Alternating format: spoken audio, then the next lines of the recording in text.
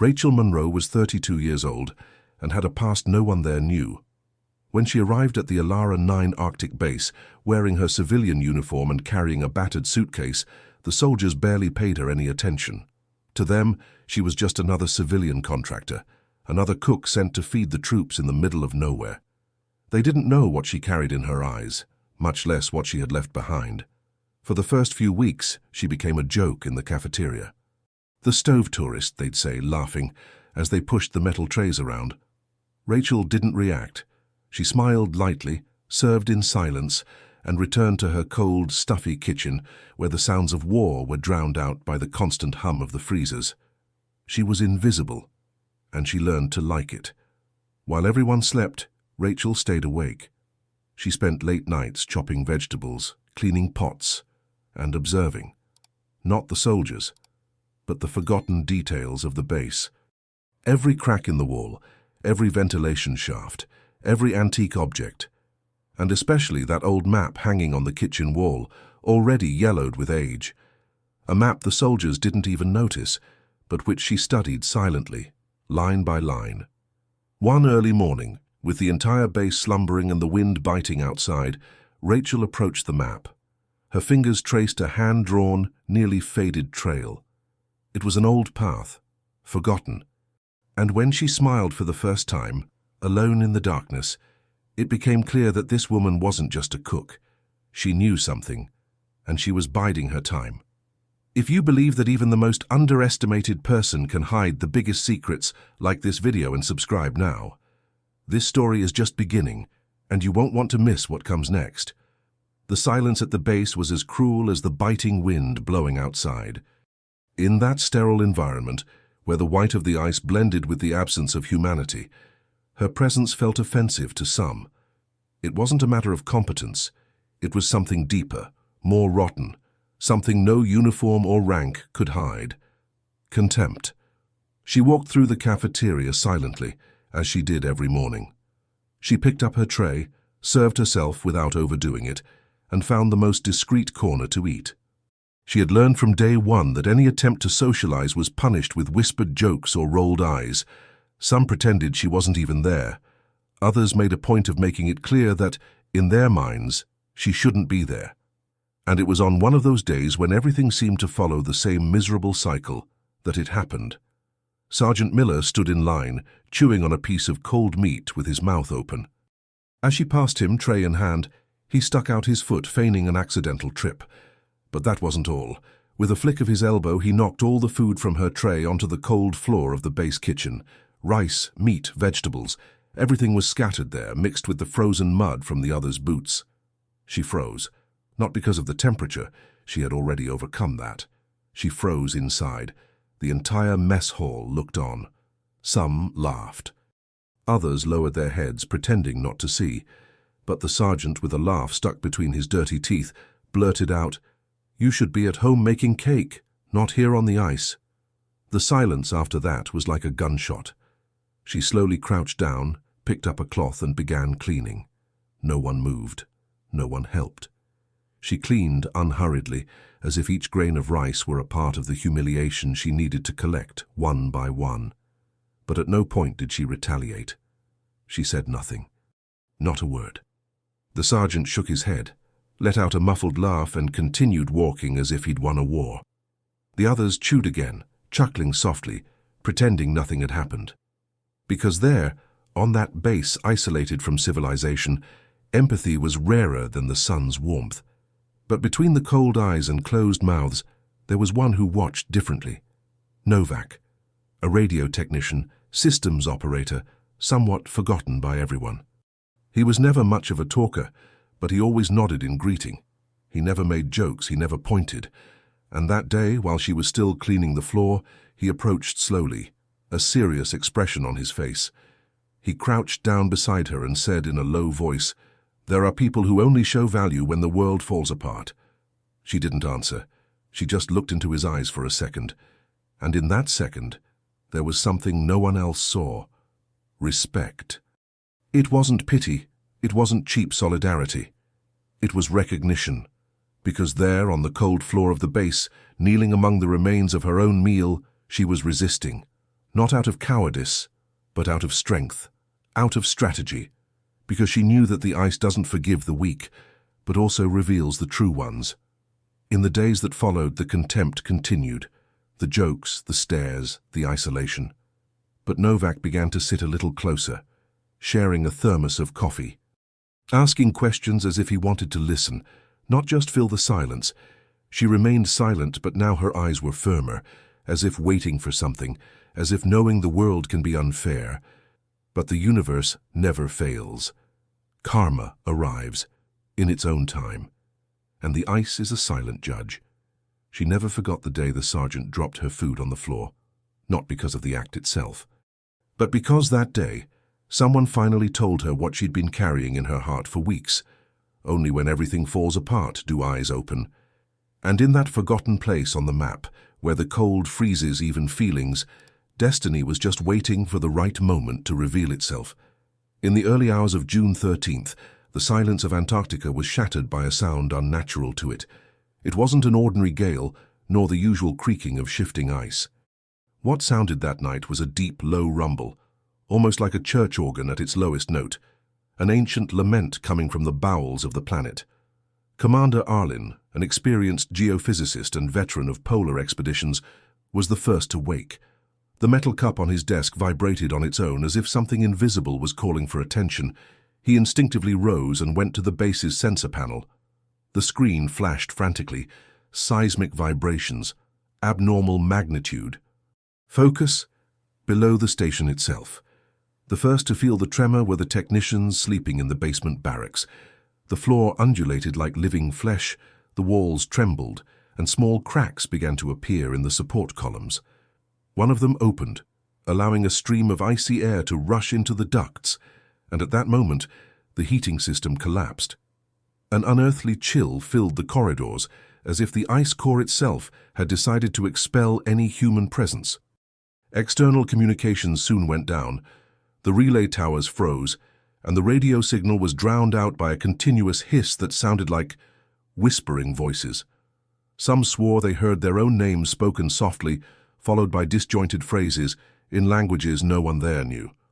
One of the base's linguists, Mila Terenzi, recorded the words phonetically before collapsing from hypothermia. When she awoke, she repeated over and over, "They're awake. They can hear us now." Commander Arlen made the decision: evacuate immediately. The safest route would be to the hangar where the emergency helicopters were ready. The team mobilized in silence, their faces pale and covered in frozen sweat. As they ran through the corridors, the lights flickered and a sound, now louder, more organic, seemed to come from beneath their feet, as if the ice were breathing, as if it were alive. But fate seemed to have already been sealed. With less than 5 minutes to go before the first aircraft took off, the sound intensified. It was no longer deep. It was sharp, piercing, and coming from all directions. The entire base shook.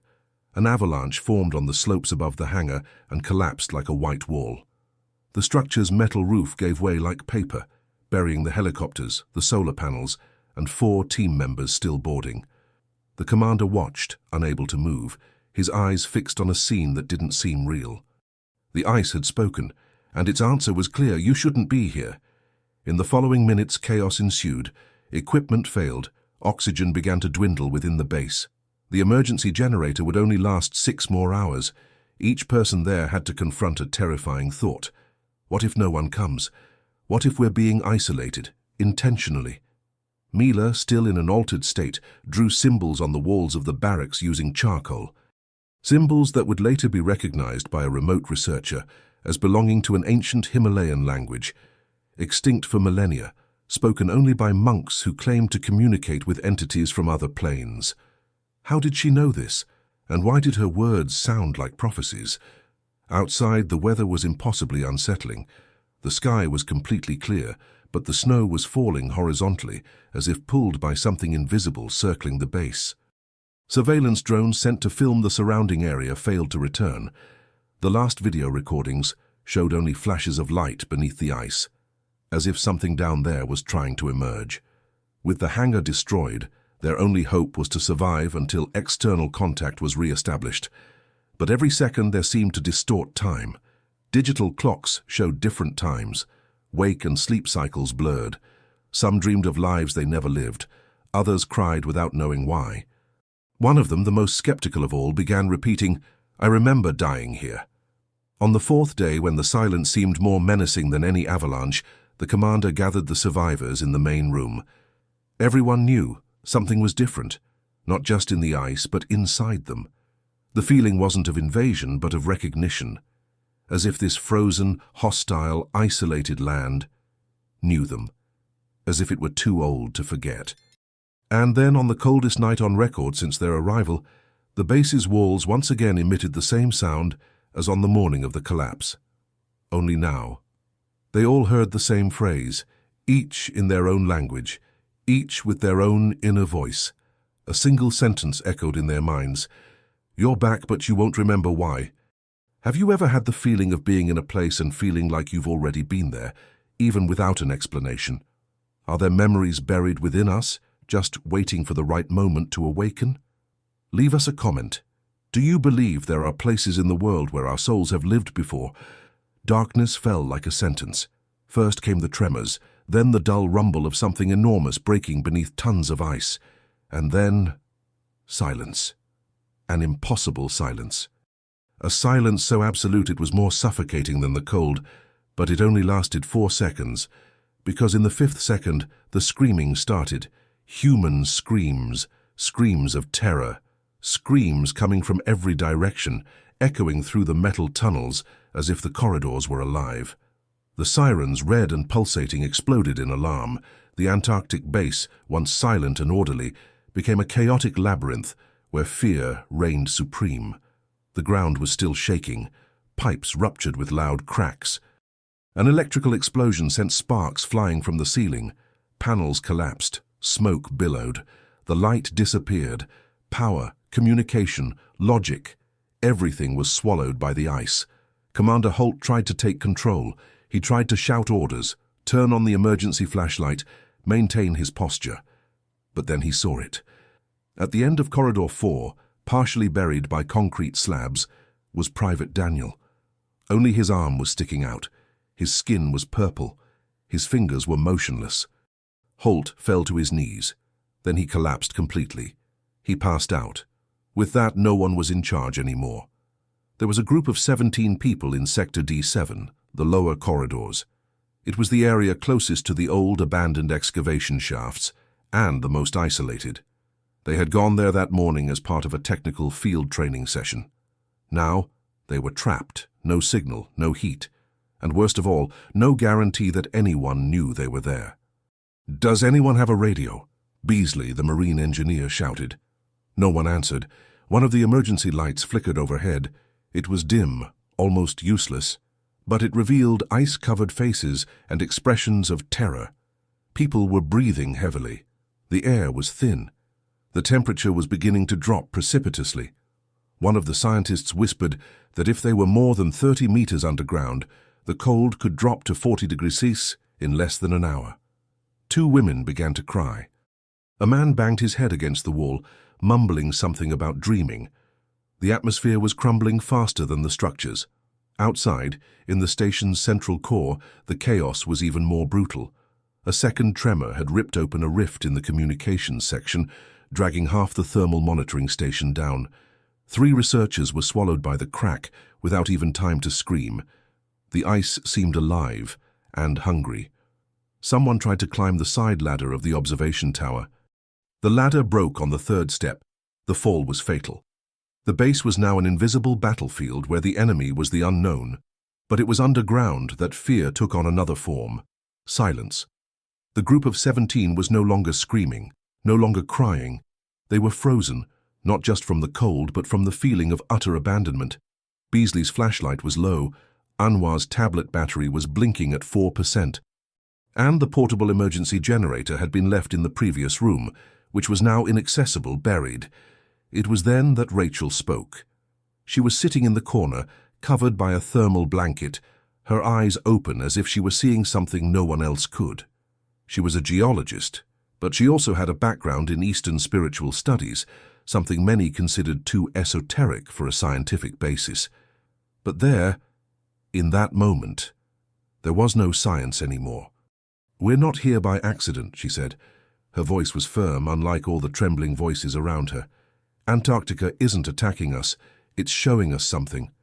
Everyone looked at her as if expecting a miracle, or at least a direction.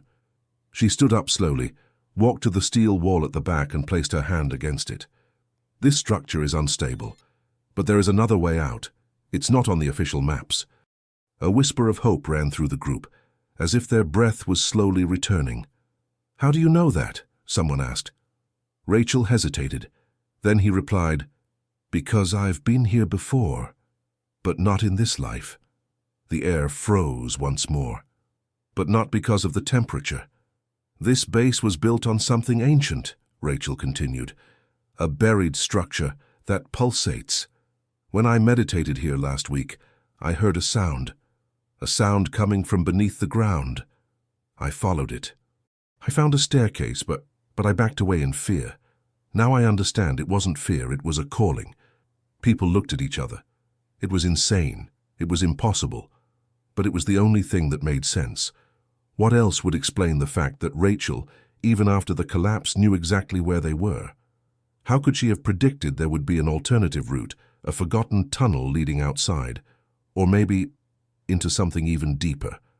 The base seemed to be breathing heavily. Distant rumbles echoed, as if the continent's very core were churning. Rachel gripped a metal bar tightly and stared into the darkness. "If anyone wants to live, come with me," she said. And then she took the first step into the unknown corridor. The room was tense.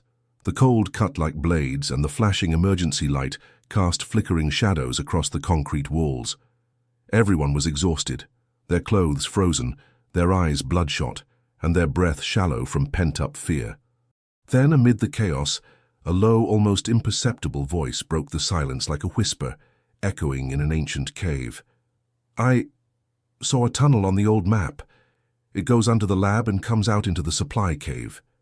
It was Rachel, sitting on the floor, her hands on her knees, her eyes fixed on some point in the past as if the memory were consuming her. Her voice trembled, not from the cold, but from memory.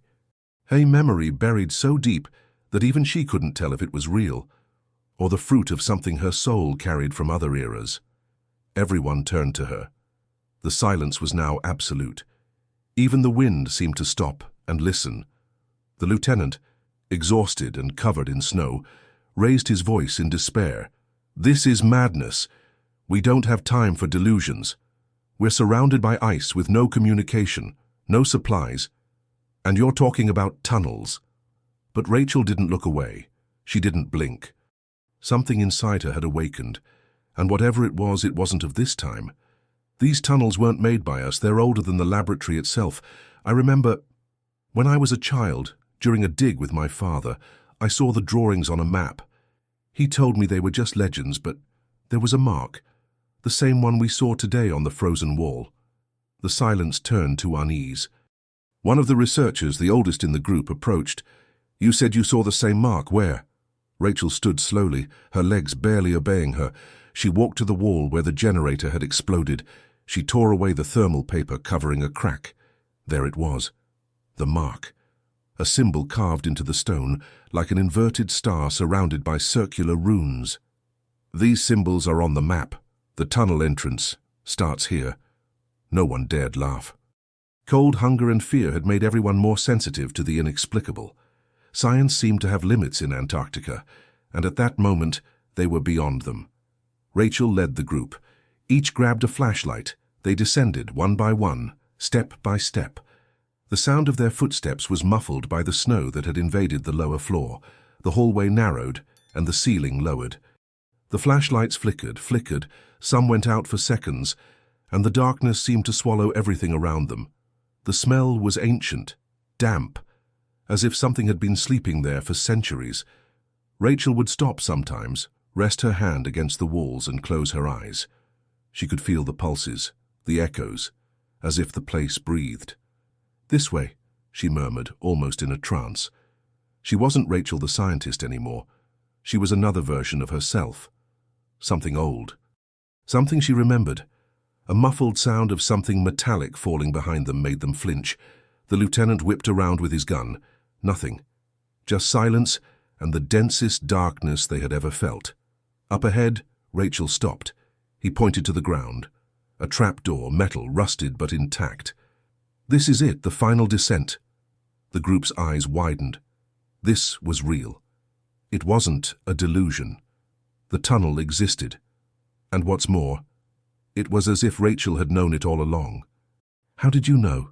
the biologist asked, his voice almost choked. She hesitated, her eyes filled with tears. Not from sadness, but from shock. "I've dreamed of this place for years. Since before I came here. Dreams of being alone, in this same tunnel, running from something. I always woke up sweating, not understanding. Now I understand. I've been here, in another life maybe." No one laughed, no one questioned, because in that moment, everyone felt the same thing. An invisible weight in the air, as if the tunnel were more alive than any of them, as if Antarctica had a conscience and was watching. Rachel turned the trapdoor latch. A click. The sound echoed like muffled thunder, and as the iron lid swung open, the scent of ancient earth and pent-up energy escaped like a whisper laden with history. One by one they descended. The staircase led to a narrow passage of hand-carved stone. The walls were incised with handprints, small, large, spiraling. As if these tunnels had been built by generations or by different kinds of beings. Rachel stopped at a crossroads. Left leads to the supply cave. Right leads to something even the map didn't show. But I remember. She turned her face to the group. For the first time, her eyes were moist. "If anyone wants to leave, go left. But if you want to know the truth, come with me." Nobody moved. The silence said it all. And the journey was just beginning. Do you believe that some people carry memories from past lives as fragments that only activate at the right moment? Have you ever experienced déjà vu so strong that it felt like you remembered something you never experienced? Share your thoughts in the comments. The final explosion had silenced even the wind. Inside the tunnel, only the ragged breathing of the survivors filled the void, mixing terror with the hot breath of uncertainty. The collapse blocked the main passage and plunged everyone into total darkness. The only source of light, a broken flashlight, trembling in the hands of Rachel, the cook who should never have been there. She wasn't a soldier, she wasn't an engineer, she had no combat or rescue training. But at that moment she was the only one still standing. The icy ground trembled beneath her knees. Rocks mixed with slippery slabs blocked access, forming a jagged maze that seemed alive and cruel. Rachel swallowed hard. Blood was trickling down her forearm, but she couldn't stop. Around her, exhausted soldiers, some wounded, some listless, waited for orders that would never come. The commander had disappeared in the avalanche. The radio crackled with static. It was as if the outside world had given up on them. She moved forward. Her hands touched the ice as if speaking to it, searching for cracks, crevices, any sign of passage. A muffled noise echoed from below. A scream. It was human. A call for help. She turned instinctively, but no one in the group seemed to react. The sound was coming from behind, from the part of the tunnel everyone believed was doomed. But Rachel couldn't ignore it. Even with her fingers already frozen and her eyes irritated by the smoke and snow, she moved. The first few meters were easy, but soon the path narrowed. The ice blocks were stacked as if they had been placed there on purpose, as if to hide something. She dragged herself between the slabs, tearing at her coat, her knees, her soul. She felt the cold seep into her flesh, cutting like a blade. Her breathing became heavy, the oxygen thin. But then she heard it again. "Please," she replied. "I'm going. Hold on." Her voice cracked, but her body kept going. She pushed at the ice, biting her lips against the pain as her hands split open into sores. With each dislodged piece, a new crack. It felt like the tunnel was threatening to collapse on top of her. And still Rachel kept going, and then he saw him, the fallen soldier, pinned beneath a metal beam and part of a frozen wall. He was young. His face was covered in soot. His eyes were pleading, but there was something else there, shame. He knew he would be left behind, that no one would return. But someone did. Rachel bent down. She tried to push the beam, but it was too heavy. She looked around. She found an iron bar, perhaps part of an old excavation support. She slipped it under the metal and used leverage. Her body shivered. The cold seemed to mock her, seeping through her wet clothes, trying to paralyze every muscle. But the beam moved. A little, enough. She pulled the soldier out, dragging him slowly, meter by meter, feeling her hands tear even more on the biting ice. There was no going back the same way. The landslide had made the path impossible. But a new opening had appeared. A narrow detour, hidden between two spiraling blocks of ice. It looked like an ancient drain, or maybe something that had always been there, waiting for someone brave enough to see it. Rachel went through first, squeezed in, barely breathing. When she reached the other side, she pulled the soldier through. His screams of pain echoed, but she didn't stop. Finally, they were out. On the other side, the tunnel opened unexpectedly. It was a larger chamber, a sort of antechamber to the unknown, but one that still had a visible exit at the end. The others, who thought there was no escape, saw the light. Literally. A distant reflection indicated there was a way out. A path. A chance. One of the men shouted, "Rachel, have you found a way?" She didn't answer. She just pointed. The group advanced one by one, some limping, others carrying the wounded. As they crossed the narrow crevice, the light struck them with force. It was real. It was a way out. It was life. As they reached the outside, the pale Antarctic sun sliced through the clouds in golden, almost unreal streaks. Everyone stood still. It wasn't just the end of the tunnel.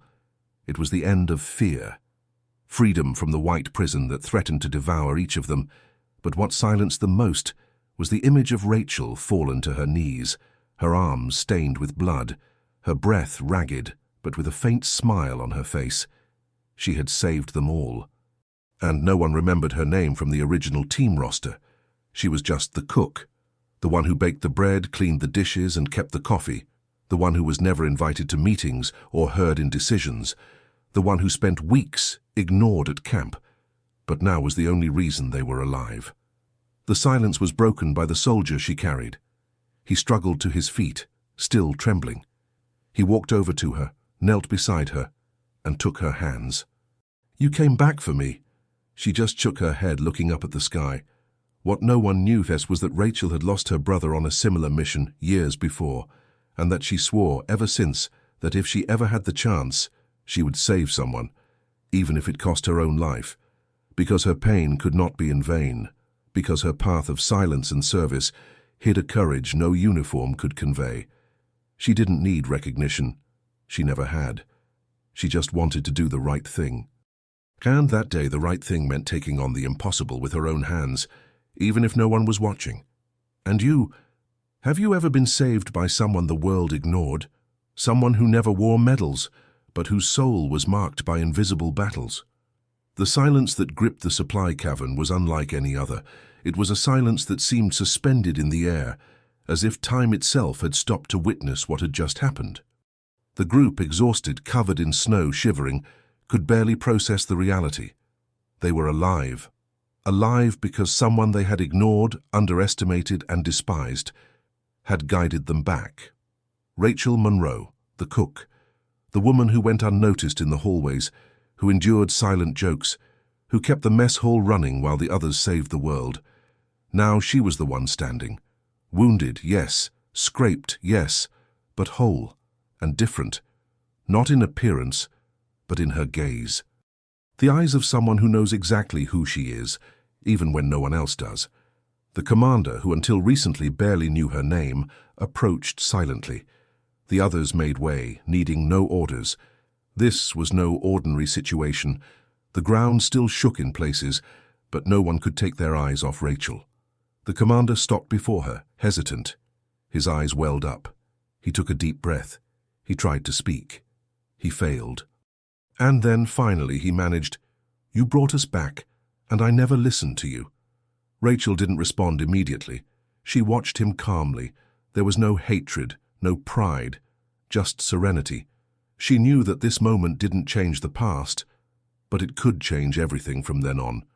With a half-smile, she replied, "You don't always need a uniform to have a mission." The phrase, spoken simply, carried the weight of a shout. There was no applause. There were no words. But there, in that moment, everyone understood that she was more than a cook. She was the bridge that connected the base to survival, and living proof that one's worth lies not in rank, but in the choices they make when everything falls apart. Hours later, rescue teams arrived. They collected the injured, adjusted systems, and reorganized the routine. But something at that base had already changed. The cold persisted, as always.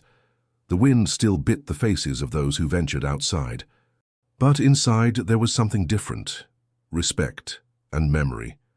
Rachel returned to the kitchen, not out of obligation, but out of love for what she did. That was her mission. She made coffee, as always. But the aroma that day was different. It was the smell of homecoming, the smell of life. When she entered the cafeteria with the tray in her hands, everyone present stood, not out of protocol, not out of order, but in recognition. No one needed to say anything. Their posture said it all. What had been a silence of contempt was now a silence of reverence. She served as always, in silence. But that silence screamed louder than any words, because there are people who, even when ignored, carry within themselves a greater mission. People who don't need recognition to act, but who in the end change destinies. And when the ice falls silent, it's because someone has finally been heard. How many times have you seen someone overlooked, simply for performing a role considered minor? How many people live behind the scenes silently, yet are responsible for keeping everything running smoothly? Maybe you know someone like this. Or maybe you are that person. If this story touched you, please like and subscribe to the channel to follow other stories of overcoming adversity, courage, and silent justice. Your presence here helps these voices gain space, and these stories get told. And in the next video, they called her the ice tourist, until the underground collapsed and only she knew how to escape. A discredited soldier, an unexpected breakdown, and a secret studied in silence that may be the entire base's only chance of survival. See you there.